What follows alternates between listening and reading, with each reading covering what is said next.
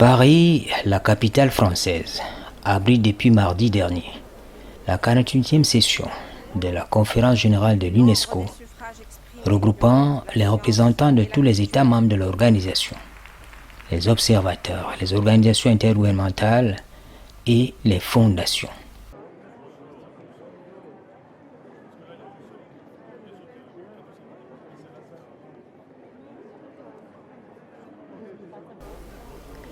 Compte tenu des enjeux, le chef de l'État français a tenu à venir au siège de l'UNESCO soutenir le travail accompli par l'agence onusienne.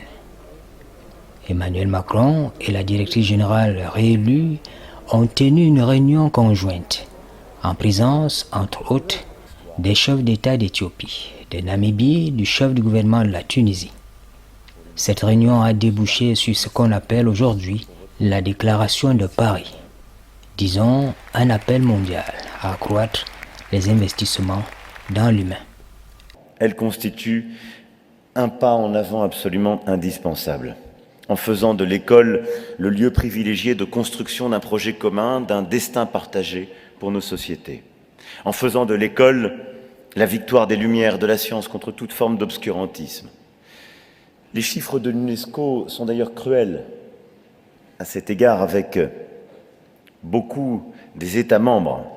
Moins de 1% des plans de relance à travers le monde ont été consacrés à l'éducation.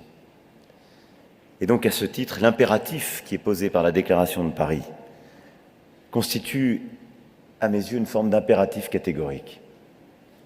Consacrer au moins 4 à 6% du produit intérieur brut à l'éducation, consacrer une part plus significative des plans de relance nationaux à l'éducation, augmenter le volume, la prévisibilité et l'efficacité de l'aide internationale à l'éducation, pour ainsi forger un droit à une éducation de qualité pour chaque enfant et consacrer l'éducation en tant que bien public et commun. Derrière ces principes, ce sont donc des réalités qu'il faut mettre, des engagements budgétaires et des choix clairs dans chacun de nos pays, mais aussi pour mieux structurer notre aide publique au développement, notre investissement solidaire. Cette déclaration de Paris est donc à mes yeux le socle des initiatives à venir qu'il nous faut maintenant continuer de bâtir. La planète est en train de se mobiliser avec retard, encore de manière imparfaite, pour le climat en ce moment à Glasgow. Mais le combat pour l'éducation est un combat aussi important. Car sans celui-ci, la science recule. L'obscurantisme gagne. Les doutes, y compris sur ce que la science permet d'établir, qu'il s'agisse des dérèglements climatiques, qu'il s'agisse de la confiance dans le vaccin ou de la manière de lutter contre une épidémie, prospèrent. Et donc, si nous voulons avoir des sociétés qui sont encore des sociétés de progrès, qui décident de coopérer, qui mettent l'intelligence au service du bien commun, nous avons besoin de redonner de la force au combat pour l'éducation. Nous avons besoin, partout à travers le monde, de bâtir un agenda pour l'éducation, qui est un véritable agenda d'investissement dans l'humain, car il est la base de tout. Il est le socle sans lequel ce que nous investissons pour le climat, pour la santé ou pour nos autres biens mondiaux se désagrégera derrière les coups de boutoir de l'obscurantisme, derrière les coups de boutoir de toutes celles et ceux qui veulent à nouveau faire reculer nos sociétés. Cette déclaration de Paris, pour moi, est le fondement de ce multilatéralisme efficace et de nos engagements. À noter qu'au cours de cette conférence générale présidée par Santiago Irazabal Mutao, ambassadeur permanent du Brésil à l'UNESCO, la Française Audrey Azoulay a été réélue à une large majorité pour 4 ans à la tête de l'organisation onusienne. Pour elle, le nouveau mandat est assimilé à un nouveau contrat social pour l'éducation, la préservation de l'environnement, un discours pas très éloigné de celui de 2017. Les enjeux que porte l'UNESCO sont des enjeux qui sont centraux si la communauté des nations veut atteindre l'agenda 2030 et prévenir les conflits. Parce que c'est par l'éducation, c'est par la culture, c'est par les sciences, c'est par la défense des libertés que nous agirons dans le long terme efficacement. L'UNESCO est une institution unique et l'ambition qui a conduit à sa création au lendemain de la Seconde Guerre mondiale, au lendemain des moments les plus tragiques de notre histoire, cette ambition, elle reste d'une modernité parfaite.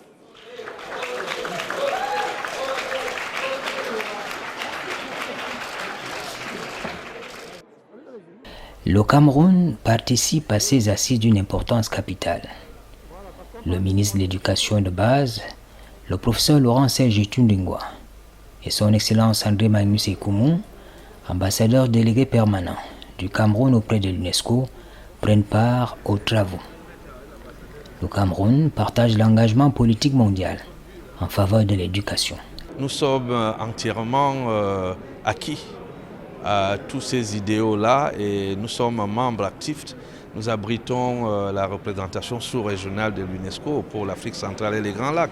Ça veut dire que nous avons été à la préparation de tout cela et nous sommes donc signataires avec les autres et nous sommes prêts.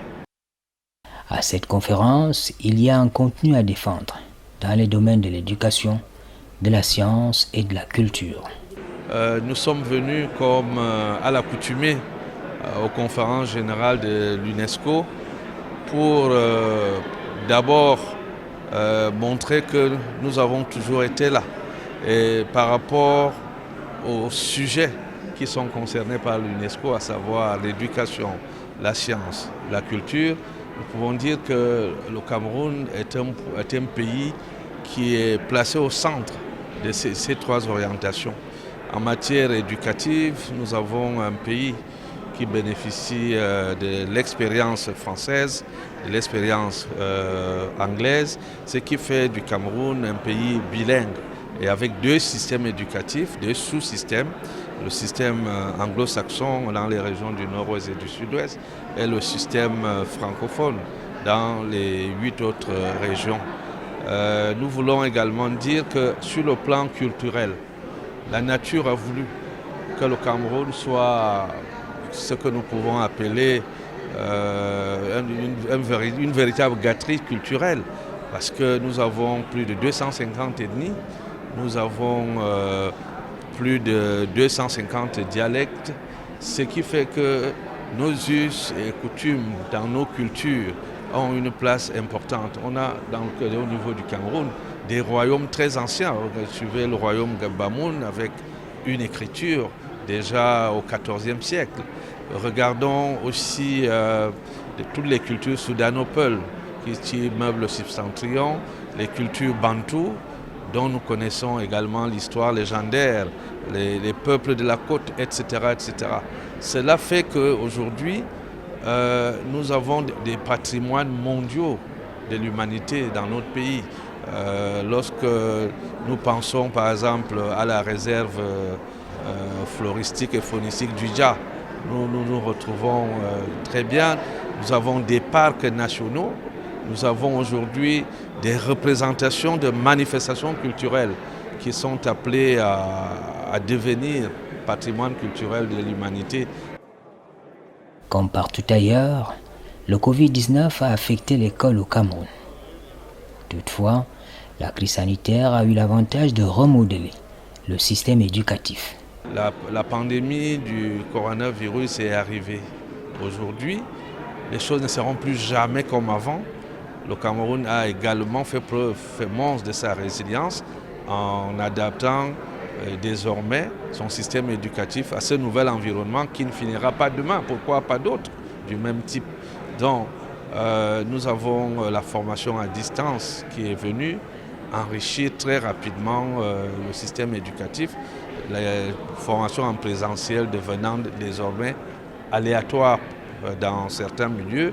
Nous avons également, sur le plan purement technologique, il faudra enrichir le pays pour qu'on puisse être capable de s'adapter complètement au numérique partout.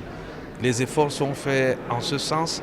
L'UNESCO est l'un de nos accompagnateurs dans cette lourde tâche et nous sommes venus pour exprimer tout cela. L'éducation est un combat à gagner absolument. Cela, malgré le contexte sanitaire difficile. L'éducation de nos enfants est en effet une cause sacrée. Et elle a été éminemment bousculée, et elle continue de l'être, par les morsures de notre époque. D'abord la pandémie, vous l'avez évoqué les uns et les autres. Au plus fort de la crise et de l'épidémie que nous sommes encore en train de traverser, il y a eu 1,5 milliard de jeunes filles et de jeunes garçons qui ont été privés d'école ou d'université.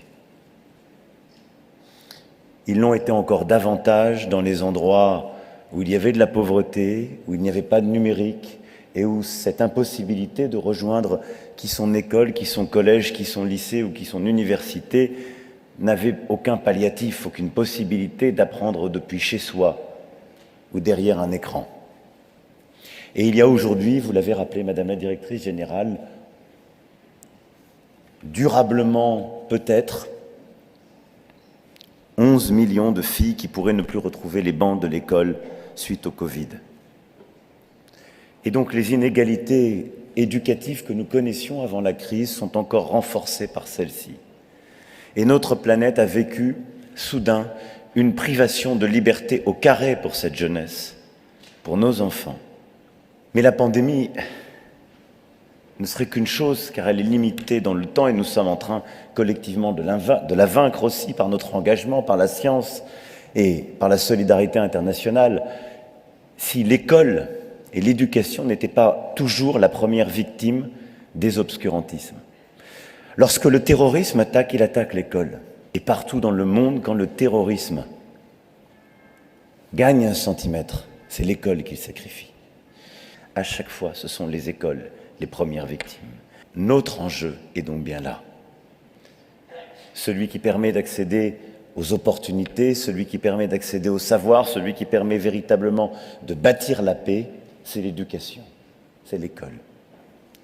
C'est pourquoi le combat que nous menons collectivement est un combat existentiel. En somme, la déclaration de Paris sur l'accroissement des investissements dans l'éducation sonne comme un appel à un nouveau pacte social en faveur des jeunes générations.